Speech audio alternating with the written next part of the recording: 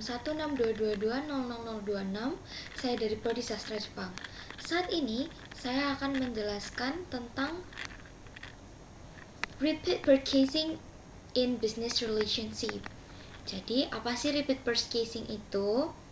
Nah, repeat purchasing itu adalah pembelian berulang. Nah, pembelian berulang itu adalah hasil dari konstelasi tertentu dari manfaat pelanggan. Nah, perilaku pembelian berulang dapat disebabkan oleh adanya pengaruh dari ikatan tertentu, atau tidak adanya pengaruh dari ikatan tertentu itu juga bisa. Nah, pembelian berulang tanpa adanya efek dari ikatan tertentu biasanya dikarenakan layanan atau tambahan yang diberikan oleh supplier kepada customer. Terdapat dua layanan dalam hal pelayanan terhadap pelanggan. Yang pertama adalah layanan inti. Layanan inti itu layanan yang disediakan oleh organisasi untuk memenuhi kebutuhan pelanggan. Contohnya, restoran yang menyediakan makanan dan minuman. Lalu contoh yang kedua ada layanan tambahan.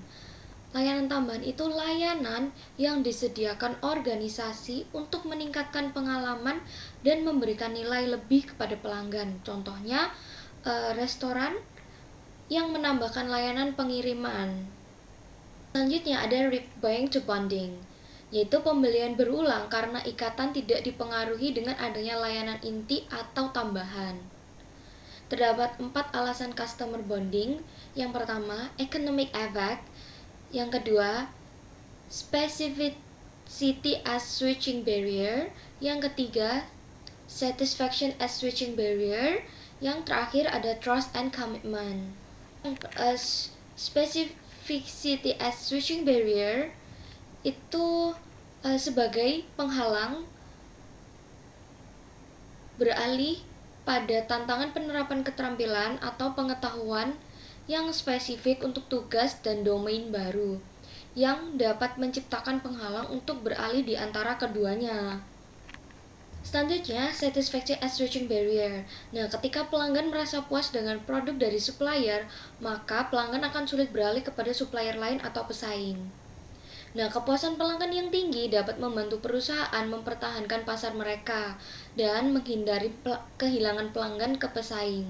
Lalu selanjutnya, trust and commitment, yaitu efek dari ikatan berdasarkan kepercayaan dan komitmen lebih kuat daripada kepuasan. Nah, kepercayaan dan komitmen itu dibangun secara bertahap dari waktu ke waktu. Dua cara untuk membangun kepercayaan dan hubungan bisnis. Yang pertama, memilih segmen yang sesuai dengan produk.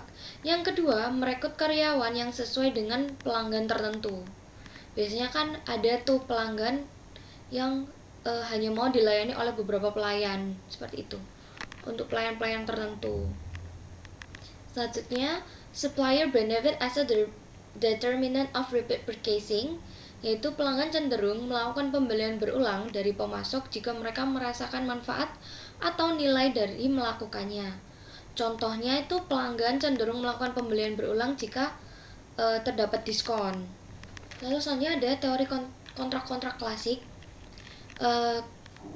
Teori kontrak klasik itu dibuat secara tertulis dengan tujuan mengatur hak dan kewajiban masing-masing pihak, bersifat formal dan fokus kepada hak dan kewajiban yang harus dipenuhi.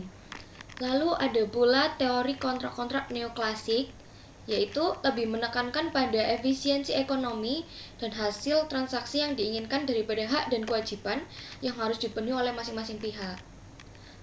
Terus biasanya itu lebih fleksibel dan memperhitungkan faktor-faktor seperti biaya transaksi, resiko, dan peluang. Lalu ada pula teori kontrak-kontrak relasional. Biasanya fokus pada membangun hubungan jangka panjang, terus memprioritaskan kerjasama dan mitra, terus mempertimbangkan faktor kepercayaan dan membangun hubungan jangka yang panjang. Lalu ada life cycle BR according to Joyner et al. Nah, di sini ada beberapa susunannya, yaitu mulai dari akrab, lalu melakukan explore, lalu ekspansi, dan loyal, lalu pemutusan. Lalu yang terakhir ada dynamic consideration of life cycle of a BR, atau pertimbangan untuk melanjutkan hubungan bisnis. Terdapat dua situasi yang dialami oleh pemasok. Yang pertama, dari situasi pemasok. Biasanya dibedakan oleh hubungan bisnis antara pelanggan dan pemasok. Lalu yang kedua, situasi dari pemasok luar. Nah, pelanggan biasanya mempertahankan hubungan bisnis dengan salah satu pesaing dari pemasok. Jadi, prinsipnya pemasok ini mendukung dampak positif dari reputasi baik perusahaan mengenai tawaran dari mitra bisnis itu sendiri. Baiklah, sekian dari saya. Terima kasih.